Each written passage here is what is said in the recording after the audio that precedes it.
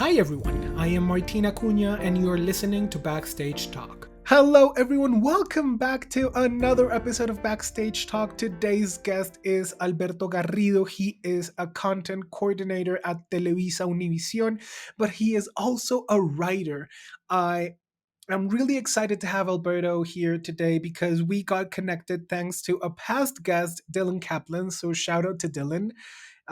And Alberto, I am really happy to have you over. How are you? Welcome to Backstage Talk. Good. Thank you so much for having me. It's so fun to be here. Yeah, it is. So, Alberto, give us a little bit more insight on who you are, what do you do, and a random fun fact about you. Okay, so let me start. I'll think of the fun fact while I do my introduction.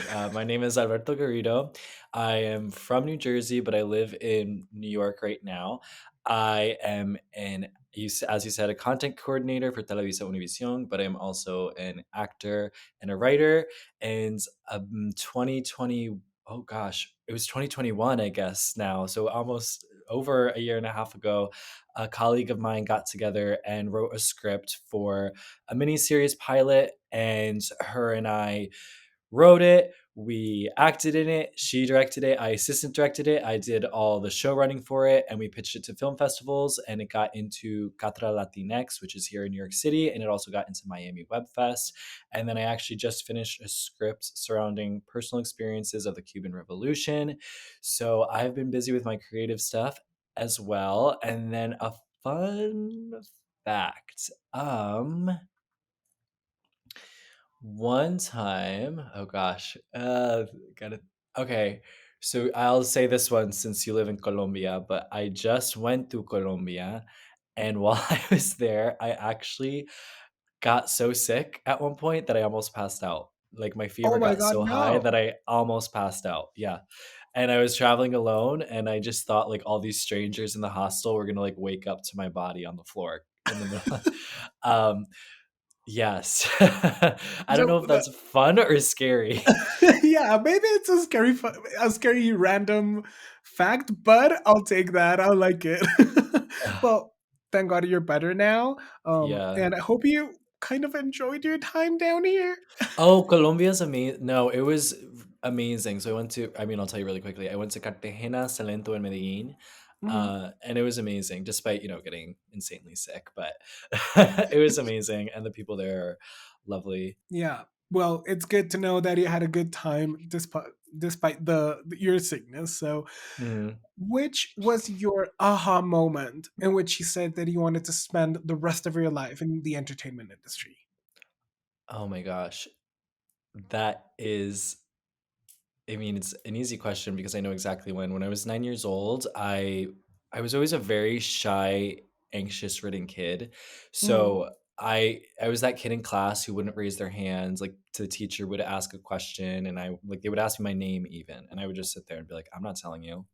And so then and my mom tried so hard to get me to come out of my shell. My poor mom would like put me in like the swim team competition and karate and everything to like get me to like come out of my shell. And then they were doing The Wizard of Oz at my school, and I was 9 years old. And I said to my mom, like, "Mom, I want to audition for the play." And my mom was like, "You want to audition for the play? Okay, go for it. By all means, like, sure. Because I always grew up like I loved to sing and like growing up and everything. So I auditioned for The Wizard of Oz. I had like 4 lines, I think, and then but I like cared so much and I like knew it so well and worked so hard and show up to all the practices that they actually like gave me an extra part. And then they were like, "You're gonna understudy all the roles." And yeah, from that point, like I knew I was like, I want to do this forever in some capacity. I love it. I love it. Yeah. And you've also performed, besides, we're going to dive a little bit deeper later in your writing stuff, but you've also performed in New York, right? Yeah, so it's so weird because it just feels, I don't know, I don't think we give ourselves credit, but like I've done like experimental theater workshops in New York. I've been a part of original pieces here in New York. And even like I've sung and when I was in high school, I got to sing with Kristen Chenoweth, which is something that like never processed until recently. Um, but yeah, and I grew up in high school theater. I got nominated in New Jersey they have the Paper Mill Playhouse Rising Star Awards, and Paper Mill Playhouse is a equity theater where a lot of Broadway shows go right Mm. before they come to Broadway. So I got nominated for one of those my senior year of high school. So I was always super involved in community and regional and theater in New York, and I'm well connected with actors here in Brooklyn and other creatives. So yeah. What's the best character you've ever performed? Ooh, that is really hard. So when I was in college, I'll say this: when I was in college, I we did 21 Chump Street. I don't know if you know by Lin Manuel Yeah. Miranda, and I got to be Justin, and that I think was like for a while. I think I don't know if other actors or performers feel this way, but sometimes I think you just like performing feels like a chore, like rehearsing feels like a chore. And that was the first time in a while where I was like, oh, this is why I love it because it was just fun. And I felt like I was Justin. Like it wasn't work for me to be this like, sorry, like not to toot my own horn, but this like charismatic character who just likes to dance and like meet people. And it was just like a fun show to do. And it's 20 minutes. So we would do it and it's like this adrenaline rush. We're like, cool, great 20 minutes. I'm gonna go home. I'll see you guys out. So that was really fun, but I think every character kind of holds a special place in every actor's heart, not to be cliche. I played Pontius Pilate in Jesus Christ Superstar. That holds a special place in my heart because that's when I got nominated for that award. And then I played the baker in Into the Woods my junior year of college, and that was honestly a terrible experience. uh, but it taught me so much about, yeah, it was a bad experience, but I learned a lot. Well, we all grow from the good and the bad, especially from the bad Yeah, when I know. Did you performing. just So, see how like I thought about how bad it was, and I was like, you know what? Let me just push that to the back and yeah, not get not get into that. yeah, yeah. Yeah. So after high school, being involved in theater, in community theater, and regional theater, why did you choose the entertainment industry, and why musical theater, and why work on Broadway, and why this whole universe? Ooh, that's a great question. I mean, I know. Like I said earlier, I knew I always wanted to be in entertainment in some capacity. And I thought for a while I wanted to work in music business, and then I saw how people. I should be careful what I say. Give me a second. For a while, I thought I wanted to work in music business, and then I eventually decided that was not going to be for me. But I just think I knew I always wanted to be in entertainment, and I always knew I was going to have a job and then my side hustle that it was going to also be my job because I log off of work, and then what am I doing? I'm writing, I'm pitching to film festivals. So I always knew that that was going to be what I did. And I think it's about just dipping your toes into a little bit of everything. So I tried to do Yeah. the music thing. And then I was like, I'm not crazy about working in music publicity. And then I did production for a while. And I was like, okay, there's aspects of this I like. I like going to set every now and then, but I don't think I want to be a freelancer that's going to set every day. And then just trying different things and like finding the pieces that work for you. And I mean, I'm still figuring it out. I mean, I don't have all the answers, but yeah. And that's how you got all the way to Televisa Univision. So, Yeah. It's a that's a funny story because I moved to New York with no job, and I saw the apartment that I live in now, and I was like, "I'm just gonna say I need to move away. I need to get out. I need to be in New York. I'm just gonna say yes, and I'll take it, and I'll figure it out." And as soon as I said yes to my apartment, I got an interview with Televisa Univision. Literally, the second I said yes, and like an interview email came through. I didn't get that job, but 5 months later, I got the job I have now with Televisa Univision, just in a different department. So it's just weird. I don't know. The universe gave me a little wink with that yeah. one. It was like, take the apartment. You'll see. Yeah, we're going to figure the rest out. Yeah. So, we got you The covered. universe was like, you go, boy. Yeah. So, Being a multi hyphenate, being, as you just said, writing, performing, producing, dipping your toes into different things, how would you summarize your journey in our industry? Oh, wow. Okay. So I think that no, something I learned is that no journey looks the same.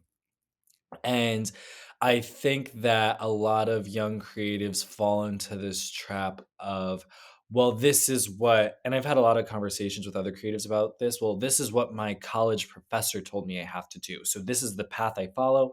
I'm going to Mhm. go to New York and I'm going to take class, and then X, Y, and Z is going to happen. Or I'm going to go to LA, I'm going to take class, and then X, Y, and Z is going to happen. And the reality is that's not necessarily true.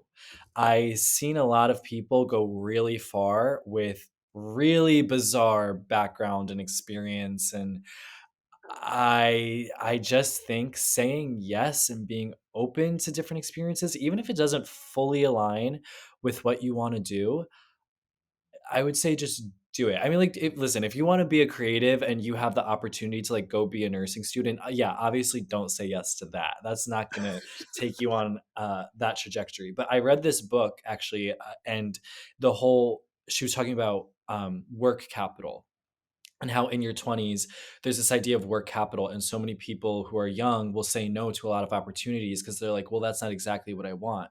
But her whole point is like, well, no, but if it's close, that's one step closer to getting where you want. Yeah. And that's something that I do believe and bring into whatever I do. And even with like, for my job with Televisa Univision, it is very corporate, but I'm going to get to go to set in a few weeks, which is really, really exciting, and be with our talent and have that experience. And it's like, well, that's the next step.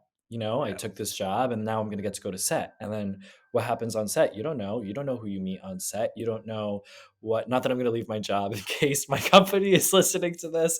Um, but just, yeah, there's no set path. And I think people fall into this trap of like, well, this is how it's going to go. And that's not true. Yeah, absolutely. So, what advice would you give to people that want to be in our industry in under different hats? It doesn't specifically has to be performing or writing or producing, Mm. but with your experience working in a corporate job but in the entertainment industry, what would be your advice?